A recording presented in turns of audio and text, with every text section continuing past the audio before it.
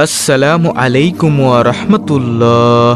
প্রিয় দর্শক, আজকের ভিডিওতে যে 5টি আমলের কথা আমি আপনাদেরকে বলবো, এই আমলগুলো করতে বড়জোর 1 মিনিট বা 2 মিনিট সময় লাগবে, কিন্তু এর ফজিলত হলো হাসরের ময়দানে নেকের পাল্লায় এই আমলগুলোর ওজন অনেক ভারী হবে ইনশাআল্লাহ। আপনি কি চান যে মৃত্যুর পর হাসরের ময়দানে যখন আপনার আমলনামা ওজন দেওয়া হবে তখন মিজানের ডান দিকের নেকের পাল্লাটা ভারী হোক? যদি আপনি এটা চেয়ে থাকেন তাহলে আজকের এই 5টি আমল আপনার জন্য। আজ থেকে এই 5টি আমল শুরু করবেন, মৃত্যু পর্যন্ত করবেন, মিজানের পাল্লা অবশ্যই ভারী হবে ইনশাআল্লাহ। প্রিয় দর্শক, অনেকের অফিস বা কর্মস্থলে ইবাদত বন্দিগি ও নেক আমলের তেমন সুযোগ সময় পাওয়া যায় না, কিন্তু অফিসে বা কর্মস্থলে কাজের ফাঁকে ফাঁকে অল্প সময়ে অনেক ফজিলতপূর্ণ আমল করা যায়। কাজের ফাঁকে 1 মিনিটে অনেক ভালো কাজ করা যেতে পারে এবং বিশাল সওয়াব পাওয়া যেতে পারে। শুধুমাত্র 1 মিনিটের সতর্ক আমলে আমলনামায় অনেকগুলো সওয়াব ও পুণ্য লেখা হবে। প্রিয় দর্শক, তাহলে চলুন একে একে প্রত্যেকটি আমলের সাথে আপনাদেরকে পরিচয় করিয়ে দিই। আজকের ভিডিওর 5টি আমলের মধ্যে সর্বপ্রথম আমলটি হচ্ছে নম্বর 1, মনে মনে দ্রুত গতিতে 3 বার সূরা ফাতিহা পড়া যায়। এভাবে আমল করলে 18 বেশি নেকি হাসিল করা যায়। প্রিয় দর্শক, এখন আপনি বলতে পারেন সূরা ফাতিহার ফজিলত কি কি? সূরা ফাতিহার ফজিলত হলো, হযরত আলী রাদিয়াল্লাহু তাআলা আনহু বলেছেন, কোন বিপদে পতিত ব্যক্তি 1000 বার সূরা ফাতিহা পাঠ করলে ওই ব্যক্তির আর বিপদ থাকতে পারে না। হযরত ইমাম জাফর সাদেক রাদিয়াল্লাহু তাআলা আনহু বলেছেন, 41 বার সূরা ফাতিহা পাঠ করে পানিতে ফু দিয়ে কোনো অসুস্থ ব্যক্তিকে খাওয়ালে অসুস্থ ব্যক্তি সুস্থ হয়ে যাবে।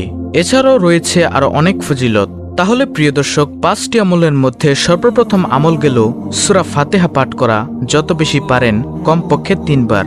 প্রিয় দর্শক, মাত্র 1 মিনিটে করা যায় এমন কিছু আমলের মধ্যে আজকের ভিডিওর 2য় নম্বর আমলটি হলো লা হাওলা ওয়ালা কুওয়াতা ইল্লা বিল্লাহ।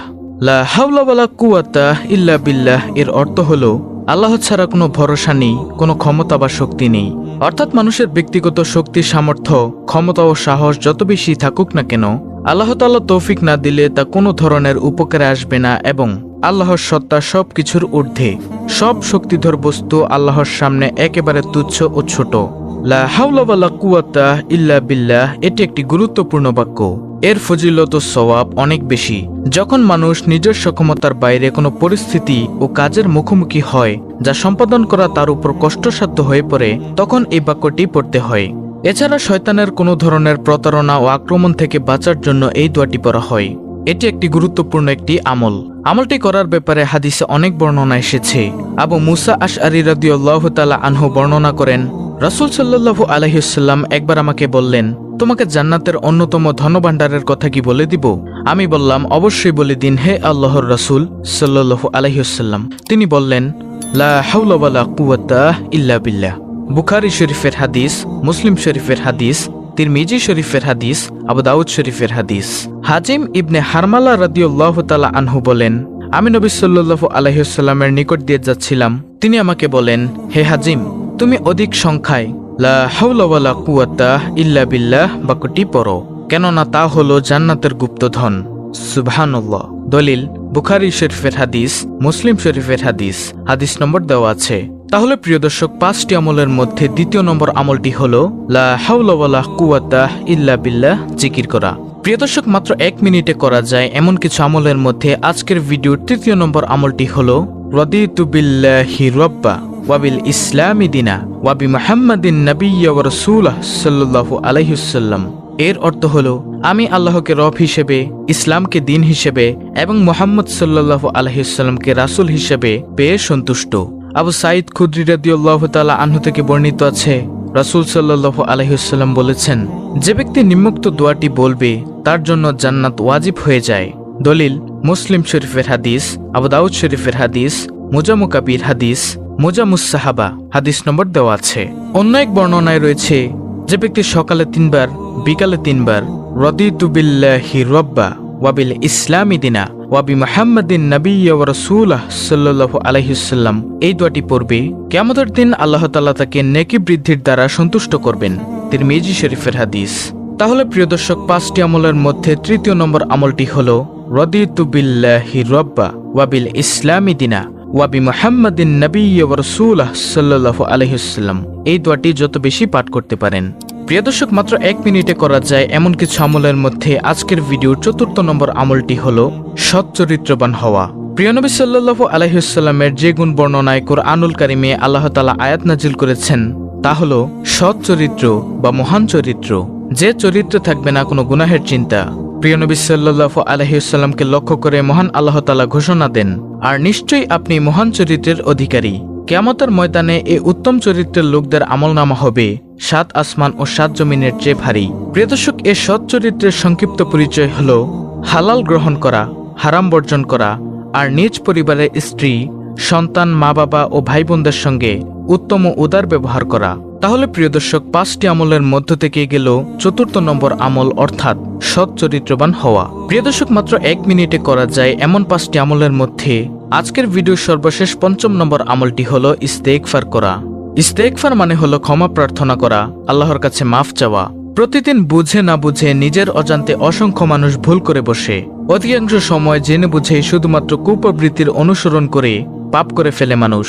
তবে আল্লাহ তাআলা পাপাচারে লিপ্ত বান্দার জন্য ক্ষমার দুয়ার খোলা রেখেছেন সব সময়। তাই মানুষ যতই ভুল করুক না কেন, অনুতপ্ত হৃদয়ে আল্লাহর কাছে ক্ষমা চাইলেই তিনি ক্ষমা করবেন। পবিত্র কুরআনুল কারিমে আল্লাহ তাআলা বলেন, এবং আমি অবশ্যই ক্ষমাশীল তার প্রতি যে তওবা করে, ঈমান আনে, সৎকর্ম করে ও সৎ পথে অবিচল থাকে। সূরা তাহা আয়াত নম্বর 82। আরেক আয়াতে এসেছে, যে ব্যক্তি কোনো মন্দ কাজ করে ফেলে বা নিজের প্রতি জুলুম করে বসে তারপর আল্লাহর কাছে ক্ষমা চায়, সে অবশ্যই আল্লাহকে অতি ক্ষমাশীল পরম দয়ালু পাবে। সূরা নিসা আয়াত নম্বর 110। রাসূল সাল্লাল্লাহু আলাইহি ওয়াসাল্লামের কোনো গুনাহ ছিল না, তিনি ছিলেন নিষ্পাপ। এরপরও তিনি দিনে রাতে প্রচুর পরিমাণে ইস্তেগফার পাঠ করতেন, আল্লাহর কাছে কেঁদে কেঁদে দোয়া করতেন। ইবনে আব্বাস রাদিয়াল্লাহু তাআলা আনহু থেকে বর্ণিত, রাসূল সাল্লাল্লাহু আলাইহি ওয়াসাল্লাম বলেছেন, যে ব্যক্তি বেশি বেশি ইস্তেগফার করে আল্লাহ তাআলা তার সব সংকট থেকে উত্তরণের ব্যবস্থা করে দেন, তার সব পেরেশানি দূর করে দেন এবং তাকে এমন জায়গা থেকে রিজিক দান করেন যা সে কল্পনাও করতে পারে না। সুনানে আবু দাউদ হাদিস নম্বর 1518। ইস্তেগফারের মাধ্যমে আল্লাহর রহমত ও নিয়ামত লাভ করা যায়। ইস্তেগফারের ফজিলত সম্পর্কে কুরআনে কারিমে এসেছে, ইস্তেগফারের ফলে আল্লাহ তাআলা তোমাদের প্রতি সুষম বৃষ্টি বর্ষণ করবেন, আর তোমাদের সম্পদে প্রাচুর্য ও সমমানের বরকত দিবেন এবং তোমাদের জন্য বাগবাগিচা, পানির ফোয়ারায় শোভিত করবেন। সূরা নূহ আয়াত 11 থেকে 12। মোট কথা, তওবা ও ইস্তেগফার মুমিন ও মুত্তাকিদের এক বিশেষ গুণ। মানুষকে আল্লাহ তাআলা তার ইবাদত বন্দিগি ও তার আদেশ নিষেধ মেনে চলার জন্য সৃষ্টি করেছেন, কিন্তু মানুষ শয়তানের প্ররোচনায় পড়ে জীবনের বিভিন্ন ক্ষেত্রে আল্লাহ তাআলার আদেশ নির্দেশ লঙ্ঘন করে বসে আল্লাহ তাআলার হুকুম মেনে চলার ক্ষেত্রে ভুল করে। তাই আল্লাহ তাআলা তার সে ভুল বা গুনাহ থেকে মুক্তিদানের জন্য তওবা ও ইস্তেগফারের ব্যবস্থা করে রেখেছেন। সর্বোপরি তওবা ও ইস্তেগফারের মাধ্যমে একজন মুমিনের দুনিয়া ও আখিরাতের জীবন সুন্দর ও সফল হয়। এর মাধ্যমে একজন মুমিন লাভ করে উভয় জাহানের সমৃদ্ধি। তাহলে এই গেল মোট 5টি আমল। সুপ্রিয় দর্শক, সংক্ষেপে আমি আপনাদেরকে এই 5টি আমল আবার বলে দিচ্ছি, আপনি চাইলে স্ক্রিনশট নিয়ে নিতে পারেন। মাত্র 1 মিনিটে করা যায় এমন 5টি আমল হলো, নম্বর 1, মনে মনে সূরা ফাতিহা 3 বার পাঠ করা। নম্বর 2, লা হাওলা ওয়ালা কুওয়াতা ইল্লা বিল্লাহ এর জিকির করা। নম্বর 3, রাদিতু বিল্লাহি রাব্বা ওয়া বিল ইসলামি দিনা ওয়া বি মুহাম্মাদিন নাবিয়্যা ওয়া রাসূলা সাল্লাল্লাহু আলাইহি ওয়াসাল্লাম, বেশি বেশি এই দোয়াটি পাঠ করা। নম্বর 4, সৎ চরিত্রবান হওয়া, অর্থাৎ যে চরিত্রে থাকবে না কোনো গুনাহের চিন্তা।